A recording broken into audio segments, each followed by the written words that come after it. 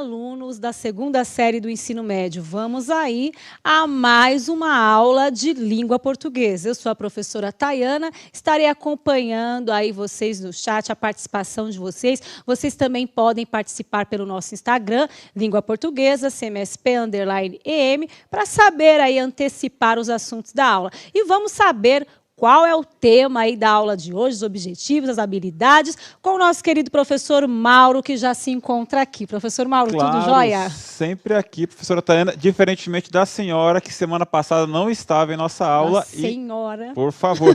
E, olha, foi muito bacana a recepção. Peraí, foi uma aula só. Uma aula só, verdade. Uma aula só, na outra aula não estava. Então, quem estava aqui semana passada conosco, acompanhou, nós tivemos a visita maravilhosa, a visita super especial do professor Giba. O nosso Instagram bombou, os alunos elogiaram a aula com ele, né? Misturamos, como assim? Um professor de física na aula de literatura, falando do livro Senhora. Nossa, foi muito divertido. Muito obrigado pelas participações no chat, professoras. As colaborações de vocês foram maravilhosas. Nossa, fiquei muito feliz mesmo. Ele obrigado. me substituiu bem? Olha, eu Nossa, olha, eu vou chamá-lo de novo, viu? Por favor, o Giba. E eu pensei que o Giba não sabia nada de literatura. Nossa, acrescentou muito. Se você quiser, perdeu, volte lá e assista a aula. Eu geralmente não costumo rever as aulas, assim que eu fico. Mas essa eu parei para ver. Nossa, o Giba é um. Nossa, super especial. O Giba é um cara excelente. Professora, foi bem substituída. Não à altura, vou puxar o saco também, né, por favor. Acho bom senão mesmo, eu perco aqui a professora. Mas, assim, muito legal, bacana. Então, assim, gente, nós estamos agora na penúltima aula, agora falando sério, por favor, né? Estamos na penúltima aula do caderno Aprender Sempre. Nós estamos somos 3 sequências. Estamos terminando a primeira. Na semana que vem, terça-feira, começamos a segunda, mas antes temos mais 2 aulas. Nesta aula, nós estamos trabalhando com qual habilidade, professora, nessa sequência e nesta aula específica? Eu estou preocupado com esse tema da aula aí, ó. O único assassinato de Cazuza. Forte, hein, professora? Nossa, mas vai ser legal. É notícia? É notícia? Não sei, vamos Não sabe, é notícia, né? Até que sei, né? Vamos falar de coisa narrativa. de... A gente tá falando de literatura, né? Então tá tudo correndo bem, tá bem. Literatura, notícia, vamos lá. O único assassinato de Cazuza. Vamos lá. O objetivo da aula: reconhecer os efeitos de sentido produzidos pelo uso da ironia como recurso expressivo. Habilidade: identificar o valor expressivo da metáfora e a metonímia na construção coesiva de um texto. Habilidade essencial. Essencial. Só para poder contextualizar o que está acontecendo nesse finalzinho de ano, nós estamos retomando alguns conteúdos, podemos chamar de revisão, podemos chamar de recuperação. Eu gosto sempre de rever algumas coisas para poder ver que a gente aprendeu de verdade. Então, assim, os alunos receberam, os estudantes receberam o caderno Aprender Sempre. Se não receberam, vão na escola, as diretorias de ensino, vão conseguir esse caderno. Com certeza devem estar em mão, se não, vai dar um jeito, eles vão conseguir esse caderno. E, neste caderno, tem 3 sequências de atividades. Para quem está chegando agora, é importante saber, né? Só para retomar mais uma vez. Cada sequência tem 8 aulas. Aqui no Centro de Mídias, nós contamos essas 8 aulas como 6. Então, nós estamos aqui na penúltima aula. Na semana que vem, começamos a sequência 2, certo? E esta aula são 2 partes. O assassinato de Cazuza, hoje, parte 1, e na quinta-feira, parte 2. Porque o que faremos hoje? Hoje vamos ler a primeira parte do conto O Único Assassinato de Cazuza, de Lima Barreto. Vamos conhecer o autor Lima Barreto e o período histórico ao qual ele pertenceu. E vamos também estudar os efeitos expressivos da utilização da figura de retórica ironia em textos literários. Ou seja, vai ser uma aula que a gente vai deixar um gostinho de quero mais. Espero que esse gostinho fique, porque a ideia é começar a leitura do texto hoje e ver como trabalhamos essas figuras de linguagens neste texto. Tá bom? Então, vamos começar com uma pergunta, tá aqui na tela. O Único Assassinato de Cazuza, de Lima Barreto. Esse é o nome, é o título, né, do conto que vamos ler. Antes de lê-lo, qual a expectativa que uma história como este título gera no leitor? Então é uma história? É uma história, é uma narrativa. É uma narrativa. Simples. Professora, você leu antes que eu sei. Olha só, uma narrativa. Mas eu quero saber junto com a Olha aluno. só. Então é assim, funciona da seguinte forma. Vamos ler um texto com o título O Único Assassinato de Cazuza. Então, que expectativa gera no leitor um texto, um conto, uma narrativa com esse título. Em 1 minuto, nós voltamos com as suas expectativas.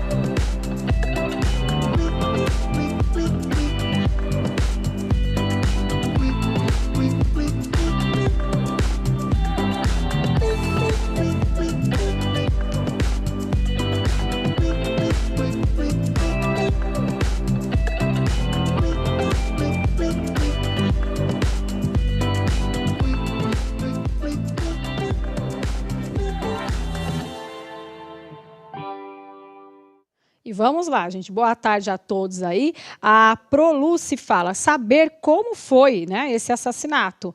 A Pro Rafaela fala sobre drama, suspense. A Pro Elisa fala expectativa de uma história policial ou suspense.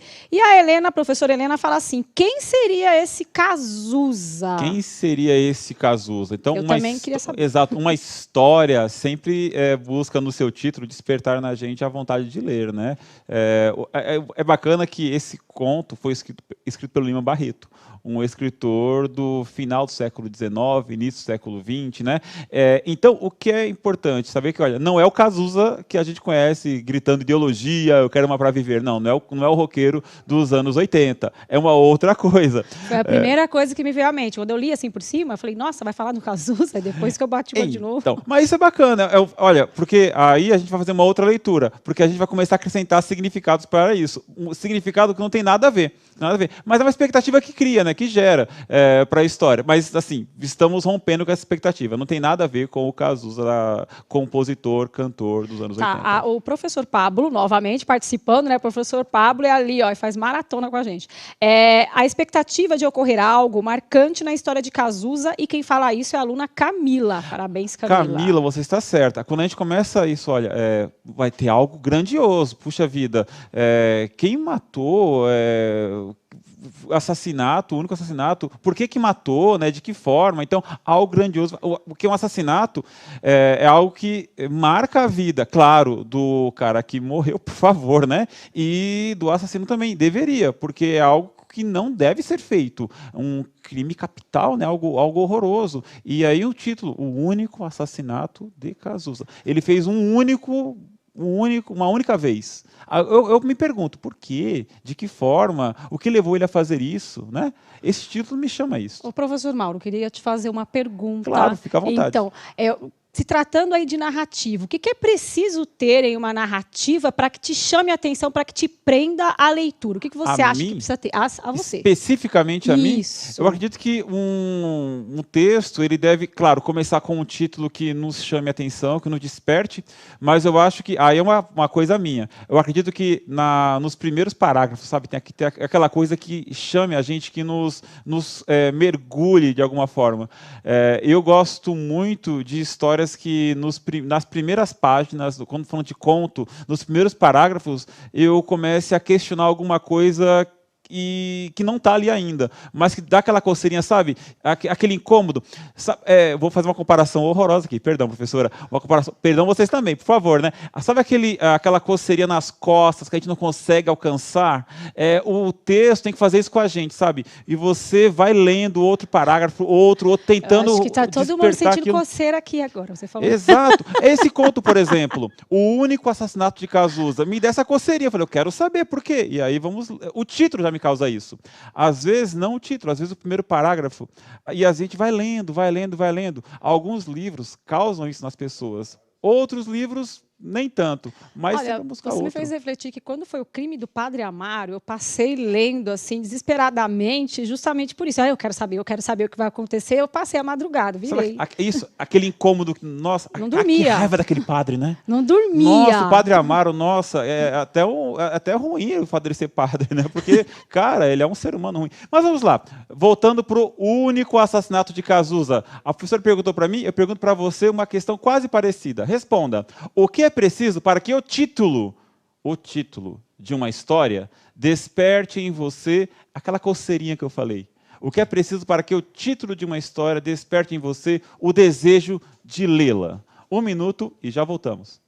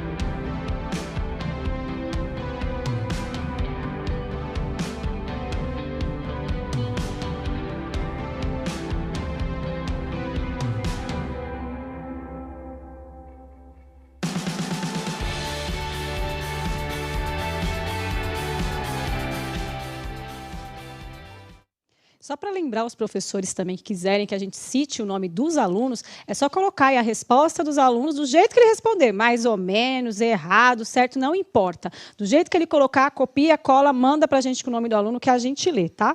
Então vamos lá. A professora Patrícia falou que desperte a curiosidade. A professora Lucy fala que o título tem que ser instigante. A Pro Virgínia, que não seja evidente, tem que ser criativo, mas não mostrar tudo, né? O que vai falar ali, dar aquela sensação de suspense. Eu também vou muito pela criatividade do tema. Tem do uma título. escritora que eu gosto bastante, chamada Clarice Lispector. Leiam essa mulher, por favor, leiam tudo dela. Eu gosto muito dos livros dela, mas eu fico perdido nos títulos que ela faz. Tem um título que é Felicidade Clandestina. Puxa, um conto que tem o título de faz pensar, Felicidade né? Clandestina, nossa, A Hora da Estrela, A Hora da Estrela. Tem um que é assim, A Paixão Segundo o GH, é um romance que ela escreveu. A Pro Bianca nossa, maravilhoso. fala ter alguma palavra chamativa e quem disse isso foi o aluno Matheus. Matheus, é isso, cara, isso mesmo. Para cada um, esse desejo de leitura se desperta de alguma forma. Perfeito. E eu vou aqui agora com vocês fazer uma pequena pergunta. Olha só, o conto que vamos ler agora foi escrito por um escritor brasileiro chamado Lima Barreto.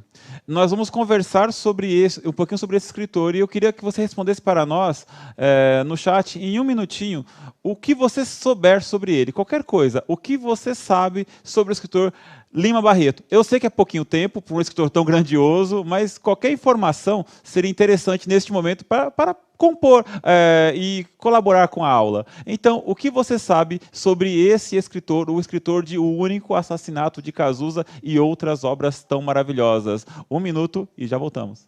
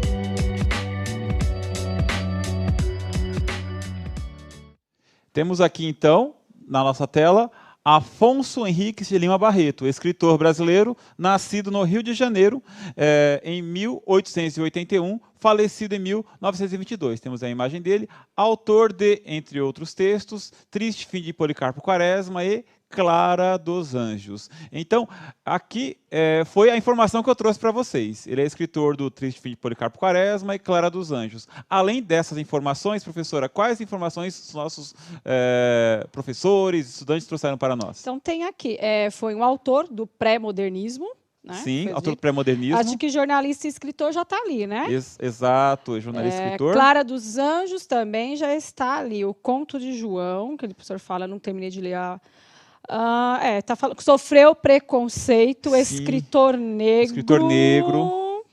O Lima Barreto, ele teve problemas com alcoolismo, ele foi internado no sanatório, acabou morrendo lá, escreveu um livro dessa experiência chamado Cemitério dos Vivos, é um livro maravilhoso, conta a experiência dele internado num sanatório. Além disso, escreveu um livro espetacular chamado O Triste Fim de Policarpo Quaresma, tal qual está aqui, e tem um livro dele bem legal, um conto, chamado Nova Califórnia. O conto Nova Califórnia, olha que enredo maluco. Imagina que chega um alquimista na cidade e o alquimista ele transforma não algum metal menos valioso em ouro, ele transforma ossos humanos em ouro. E quando a cidade descobre, imagina a correria que não é, o cara indo no túmulo da avó, buscando os ossos da avó para tentar transformar em ouro. Ou seja, denunciando as nossas mazelas sociais de forma irônica.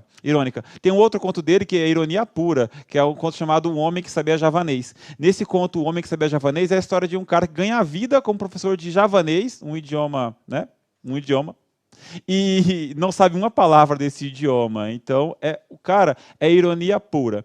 Mais alguma informação que trouxeram para nós? Eu achei interessante. Teve mais professores que falaram assim, mas eu acabei pegando aqui o da professora Lígia, descendente de escravos, e sentiu na pele a exclusão social devido à sua origem, inclusive nos meios acadêmicos. E ele expressa também isso nas suas obras, né? Exato. A vivência. Vida e obra se confundem, né? Claro, tem um personagem dele, o Policarpo Quaresma, que tem uma passagem do livro que é as pessoas passando na rua e achando estranho que uma pessoa pobre tenha gosto por leitura. E foi exatamente o que o Lima Barreto passou. Pô, como é que um cara pobre, negro, vai gostar de ler, né? Então, quando a gente lê o Lima Barreto, a gente sente a experiência humana de ser discriminado e de maneira tão crua, assim, o personagem que ele cria é quase que ele, mesmo sendo personagens ficcionais. Então, maravilhoso.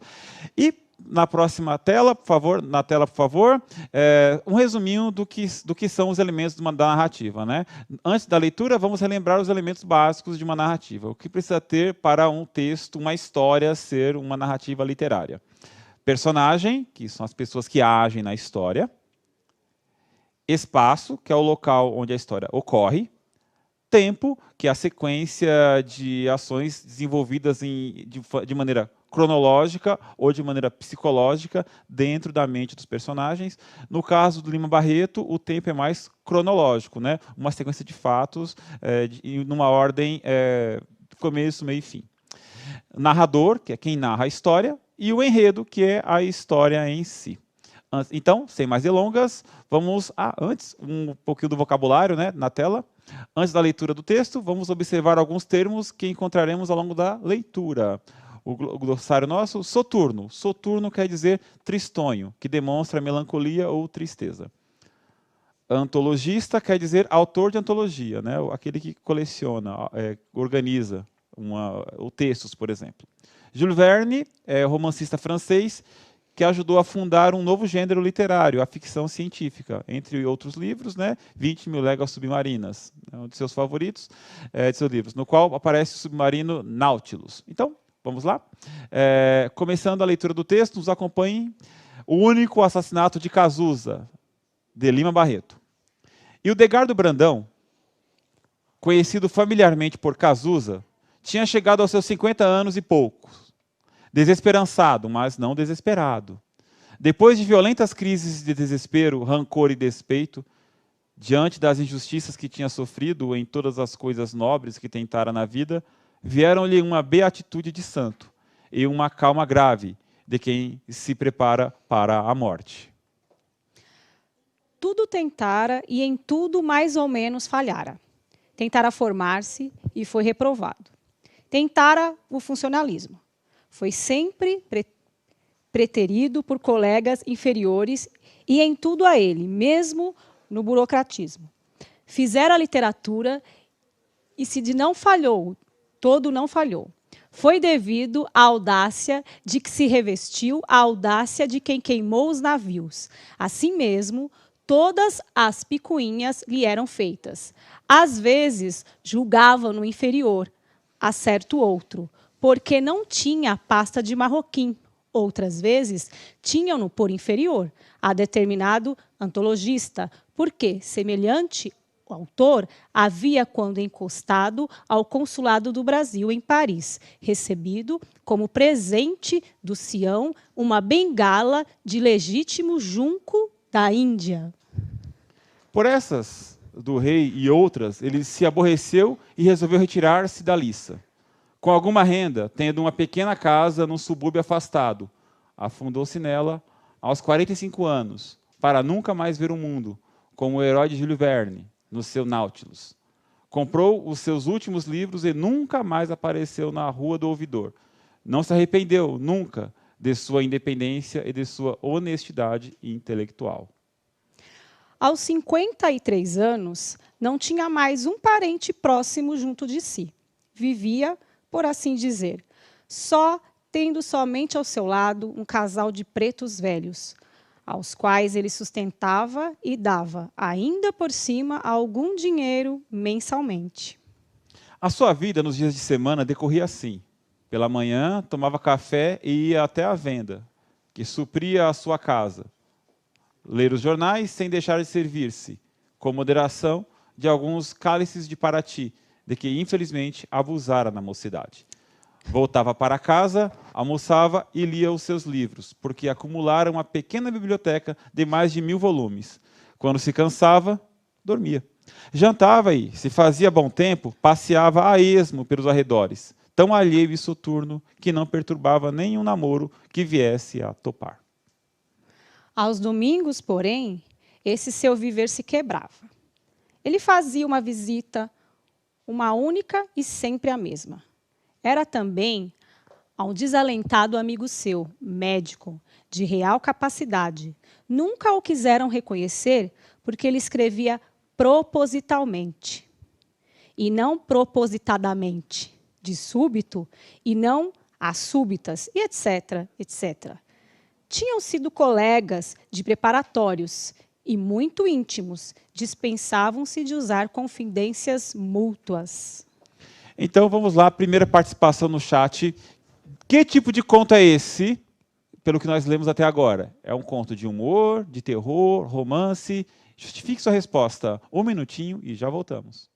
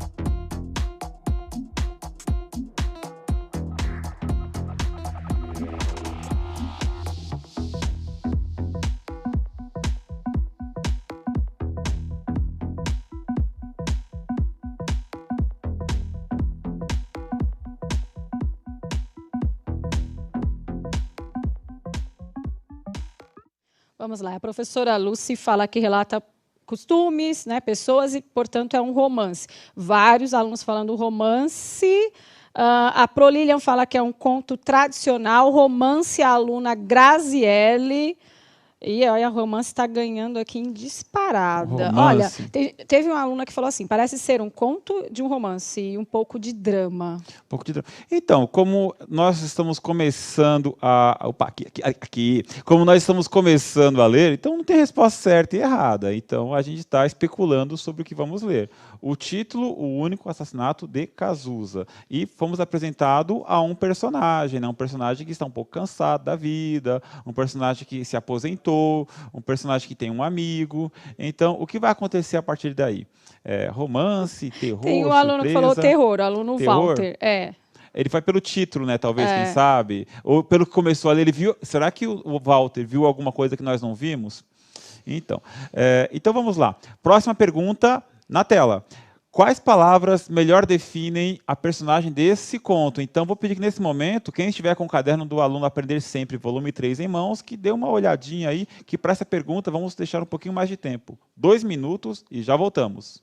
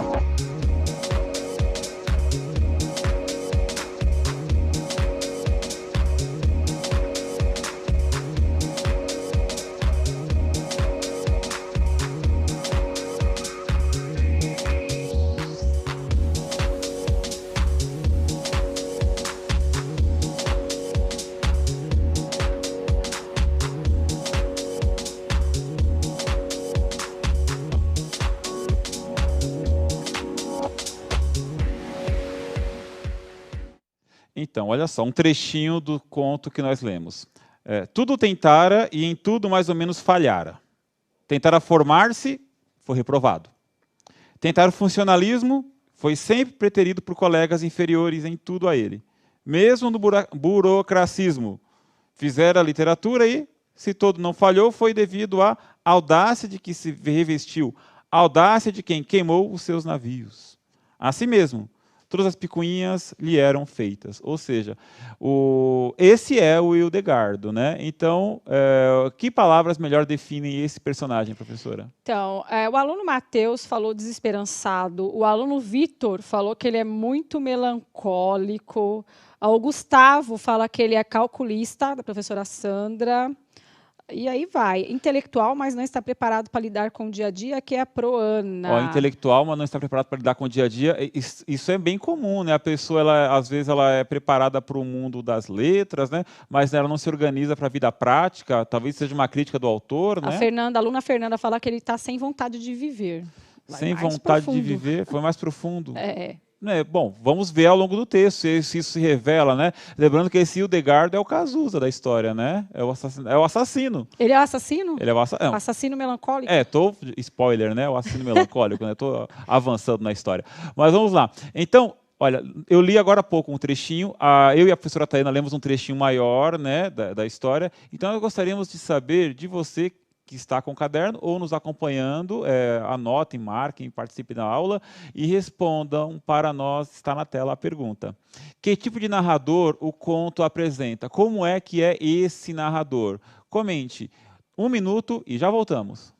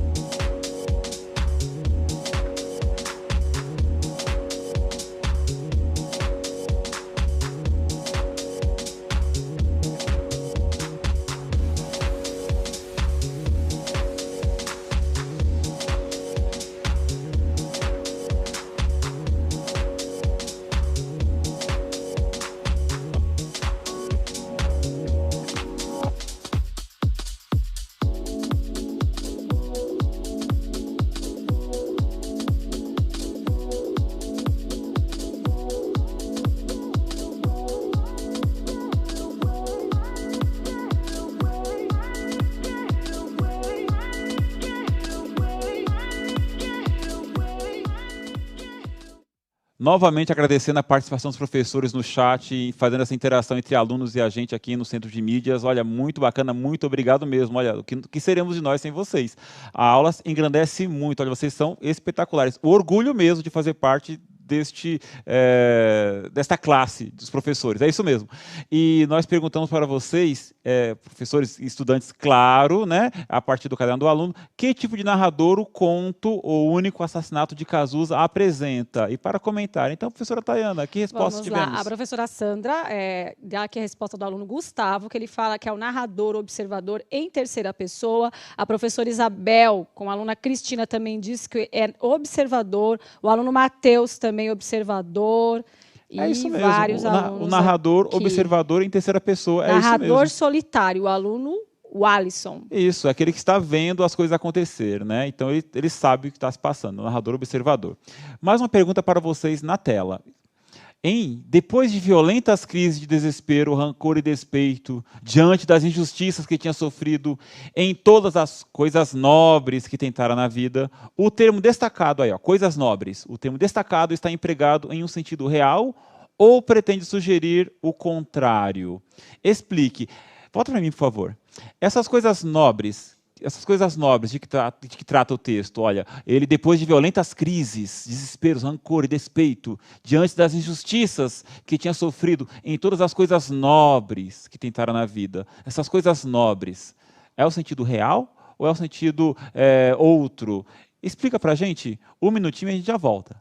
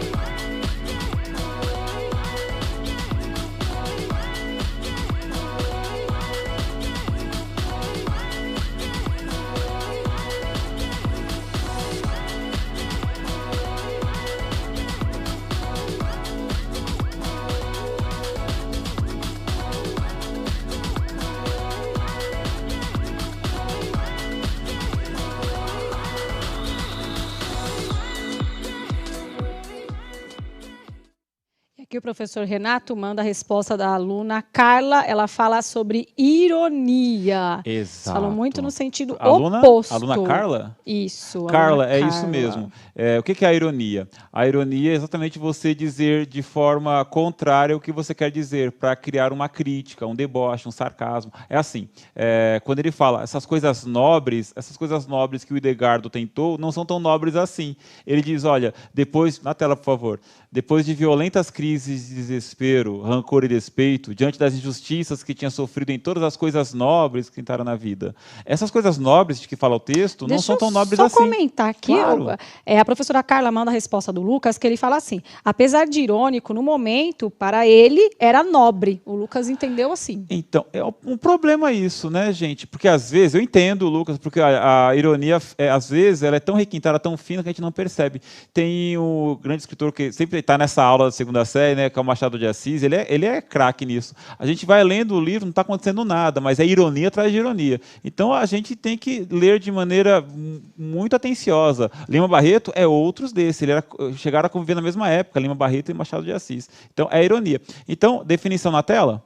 A ironia é uma forma de expressão literária ou uma figura retórica que consiste em dizer o contrário daquilo que se quer expressar. Na literatura, a ironia é a arte de zombar de alguém ou de alguma coisa, com um ponto de vista a obter uma reação do leitor, ouvinte ou interlocutor. Isso é a ironia, é você dizer o oposto do que você quer dizer para criar um deboche, um ponto de vista, você, de uma forma, demarcar um território literário, né? Essas coisas nobres não são tão nobres assim. Olha na tela mais uma pergunta. Hildegardo Brandão, conhecido familiarmente por Cazuza, tinha chegado aos seus 50 anos e poucos, desesperançado, mas não desesperado. Depois de violentas crises de desespero, rancor e despeito, diante das injustiças que tinha sofrido em todas as coisas nobres que tentara na vida, viera-lhe uma beatitude de santo e uma calma grave de quem se prepara para a morte. Qual a diferença entre desesperançado e desesperado no contexto do conto? Olha para mim, eu não vou dar tempo, porque a gente está com muito pouco tempo para terminar a aula, né? Passa muito rápido. Mas, assim, qual é a diferença entre desesperançado e desesperado? Se quiserem participar, completar as respostas, fiquem à vontade. Muito legal isso, professora. Estavam falando que ele era desesperançado, isso já estavam falando. Por favor. Agora, qual é a diferença, né, para desesperado? O que vocês responderam, então? Então, eles estão falando aqui o primeiro sem esperança e o segundo afobado, agoniado, a aluna Camila, professor Pablo, que manda a resposta. Eu diria assim, que o desesperançado seria que você perdeu a esperança, você está sem nenhuma esperança. Agora, desesperado é quando você, além de estar sem esperança, você, de certa forma, cria aquela agonia, aquele afã de... Eu acho que desesperado, você já perdeu o sentido, você já perdeu a razão total. Isso. Não, ou seja, ele está desesperançado, ou seja, ele não acredita que a vida dele vai dar outra coisa. Mas ele não está desesperado, ele não está reclamando, não está chorando, não está gritando, né? Esse é o Cazuza. E a última perguntinha de hoje, né? O mesmo texto, a pergunta é, depois de ler toda a descrição, lá embaixo, ó, lá embaixo. Depois de ler toda a descrição que o narrador faz do personagem, é possível inferir no trecho em destaque a presença da ironia, quando ele fala assim, vieram-lhe uma beatitude de santo e uma calma grave de quem se prepara para a morte. Esta beatitude de santo do Cazuza é irônico? Então, sim ou não? Pode participar conosco, não vamos dar tempo, porque tem muito pouquinho tempo na aula, né? A aula passou muito rápido, mas digam para nós, quando ele fala beatitude de santo e uma calma grave de quem se prepara para a morte, é irônico, sim ou não? Os professores já estão respondendo aqui claro. Que sim, é irônico. Vários professores já responderam. Sim, vários. Porque é ironia. Essa beatitude de santo, sendo que no título já fala que ele vai cometer cometeu um assassinato. Então, essa beatitude de santo não encaixa muito assim. Eu vou agora sim, para você, um minutinho para responder esta última pergunta do dia. Hildegardo Brandão é o Cazuza, que dá título ao conto.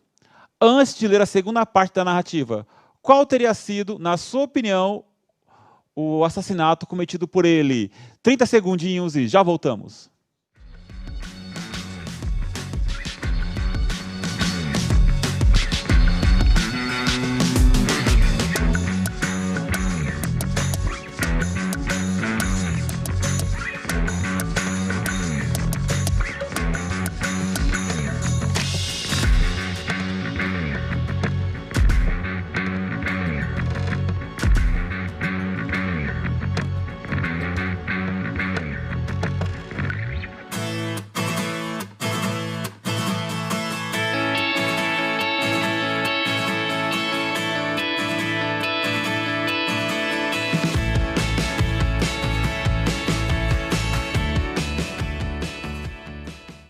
Eles colocam aqui, matou a si mesmo, matou sua própria autoestima. Eles estão achando que o cara vai se matar suicídio. no final. Gente, olha só que coisa. É, Nós por aí. apresentamos para vocês agora, resumindo aqui, fechando. Apresentamos para você agora uma personagem, né, que está desesperançado Matou da vida. seus sonhos Matou os também. próprios sonhos. Está desesperançado. Ele não tem muitos mais desejos. Tem ele é santo, é beato, mas de maneira irônica. Ele está conversando com um amigo. Então, que assassinato esse cara vai cometer? Eu convido você a ler antecipadamente para na próxima aula, quinta-feira, podermos conversar sobre isto, tá certo? Então, não perca a sequência deste conto na próxima aula. E o que fizemos hoje? Hoje nós lemos a primeira parte do conto O Único Assassinato de Cazuza, de Lima Barreto. Conhecemos um pouquinho só do autor Lima Barreto e o período histórico ao qual pertenceu, né? Que é o início do século XX. Estudamos os efeitos expressivos da utilização da figura de retórica e ironia em textos literários e voltaremos a este assunto na próxima aula, com certeza. Então, para casa, leia a segunda parte do conto O Único Assassinato de Cazuza, de Lima Barreto. O trecho está presente no Caderno do Aluno Aprender Sempre, volume 3, página 19. Leia e se antecipe. Não se esqueça de avaliar a nossa aula, está aí o QR Code e o link, por favor. Diga o que você achou a respeito. Professor, estou aqui avaliando a aula já, falando que está ótimo. Gente, muito obrigada. A gente está aprendendo junto, hein? Gente, um grande abraço para vocês, professora Tayana. Obrigado pela aula. Gente, valeu. Tchau, tchau. Um grande abraço. Até a próxima aula. Abraço. Tchau, tchau.